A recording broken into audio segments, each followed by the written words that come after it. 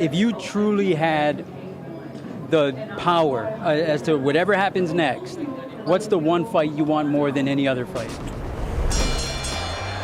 It's really no surprise that Hawaiian newcomer Max Holloway has made it to the UFC, where at just 20 years old, he is the youngest fighter currently on the roster. Well, he is known for being a striker and a wild striker at that.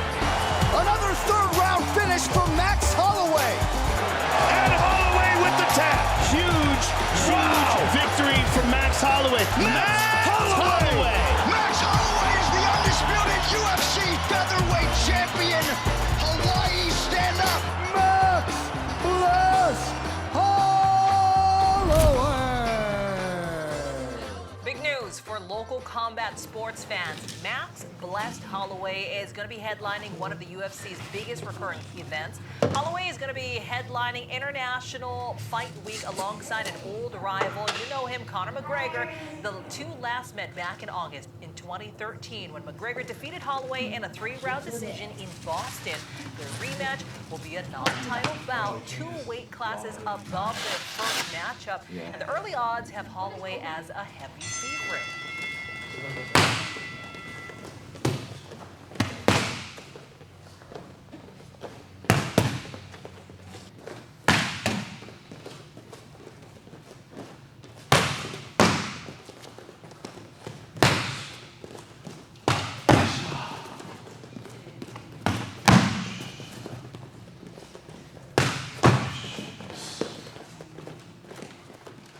Yeah, so I met Max right before he took a short notice fight against Conor on that first fight, and I kind of came in more as like a sparring partner. So I didn't come in as a coach, I came in as like a sparring partner. I sparred with him for like 2 weeks, and then they left off for Boston.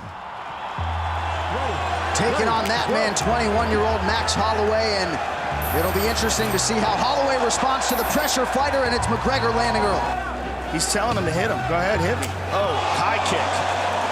Beautiful uppercut. Good right hand over the top by Max. Max Holloway growing up in a small town in Oahu, Hawaii, certainly no shortage of mental toughness, and he's hanging in there. So far, good defense by Max. Head kick. Look at this. Max is going for it. Conor McGregor with a dominant performance here tonight in Boston against Max Holloway. After 3 rounds, we go to the judges' scorecards for a decision. The judges score the contest 30-27, 30-27, and 30-26. Declaring the winner by unanimous decision, the notorious Conor. How different do you think Max is now? It's almost a completely different human being where Max is right now. I mean, he is pretty much seen it all. You know, he's got the most time in the octagon in the entire history of the UFC. So, I mean, it's going to be night and day difference. And I know Conor's going to be a different guy as well, but he's never fought someone like Max. Not this Max. You know, and I think that's going to be a very, very big thing. I think everyone's wondering what Conor's going to show up, you know. But I think the question is more of when Conor shows up, how is he going to deal with this modern day Max Holloway?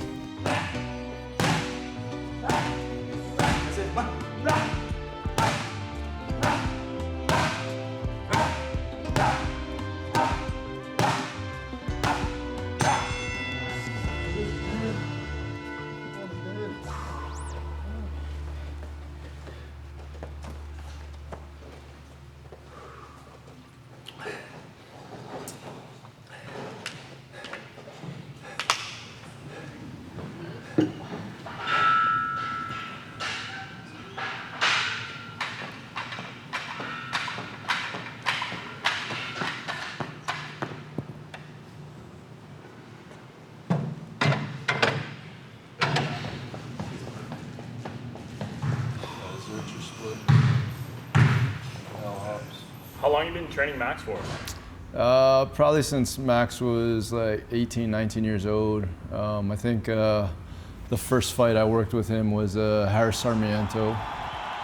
Well, we talked about some of the up-and-comers in local MMA action, and Max Holloway, in only his 3rd professional fight, could certainly be called or counted in that number. This guy is an exciting fighter, He couldn't wait to turn 18 years old so he could fight professionally. He comes in at 19 years old.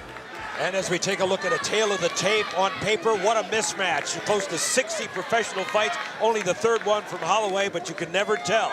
Like the second one also. Oh, it looks like he's hurting her, Sarmiento. Sarmiento's in trouble. And what was that coming off the cage? So at like 18, 19 years old, he wasn't even fully mature yet, right? So walking around probably around 145 and fighting at 145. So in the beginning, the big goal, the main goal was just to get him stronger. You know, actually try and get him to cut weight.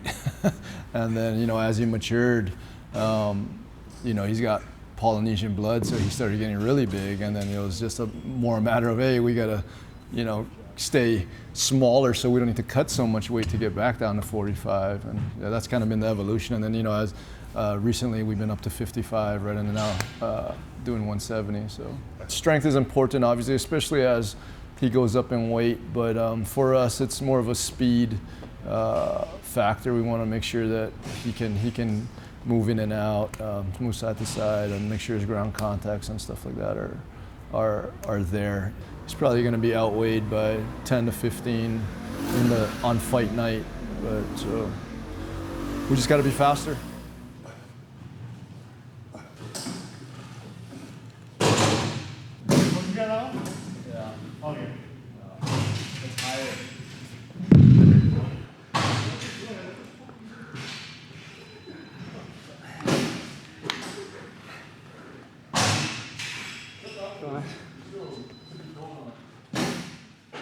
Waianae is like you can. It's no secret. You can look at it. We're like, it's like frowned upon. You know, like people only know about Waianae for bad stuff, and you know, when now that I'm able to fight and get these big fights, and you can just see when I walk through town or whatever, people are just cheering. You know, they want something to cheer for. And that was the main thing with me. Like, I wanted to prove that you could do it here.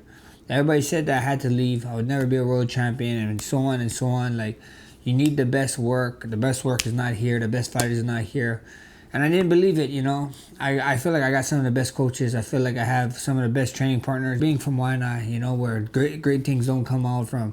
And then being from Hawaii, where you got to move away to be great. And I just wanted to prove people wrong.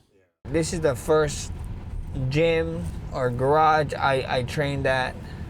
What kind of like training were you doing then? Like kickboxing. Yeah. I mean, all we did was kickboxing, boxing, striking. Let's just put it this way: if you was in Waianae and you got into a street fight and you took someone down, it would instantly get stopped and be like, "Bro, stand up, stand." We'd tease the guy who takes somebody down, like, "Bro, what are you taking down for? It's a street fight." A lot of people call me your favorite fighter's favorite fighter. So, and that's because the fighting style, you know. I go out there and I'm not trying to win on points, or even if I'm up, I'm not trying to stay up on points, right? Because of, I mean, look at the last 10 seconds, you know. Look at this. Holloway just told him, stand right here. Oh, big connection late. At the end of the day, we're in the entertainment business. A lot of people forget this, you know. We are in the entertainment business, not only the fighting business. Yes, we need to win. But if you can win and be entertaining, that's a cherry on top. This is where we partner up with the UFC. We made the gym, as you can see, it's right there. It's pretty sick, pretty dope. They got the gym up and going here. This is my elementary I went to. Did you have any teachers back in the day you actually liked, or? And I had great teachers, man. From 6th grade on, I could remember most of my teachers or counselors. 7th and 8th grade, I was actually closer to my counselors than my teachers, because I just was not a good student. But yeah, I there's a bunch of them. I mean, my 9th grade teacher is probably one of my favorite. His name was Mr. Gray. Super cool math teacher. He'd help me with my math. I wonder if Mr. Gray is cheering on your fights now. My name is Sililo. A lot of my personal friends call me Archie. My students call me Mr. Gray. Originally from Rekin Samoa, moving to Hawaii and raised my family in Waianae. And Waianae is a very special place. And I think that's something that also kind of translate into how Max carry himself. He carry himself as a young man that is proud of his heritage, proud of who he is. I think for Max, when I met him, he was a very respectful young man. You know, despite the challenges that he has, like many other kids in the community, I believe he had some very good structure in his life. Why didn't he leave Waianae? You know, well, it's because that's the place that gave him who he is. And now that he have found success, he wants to take it back there.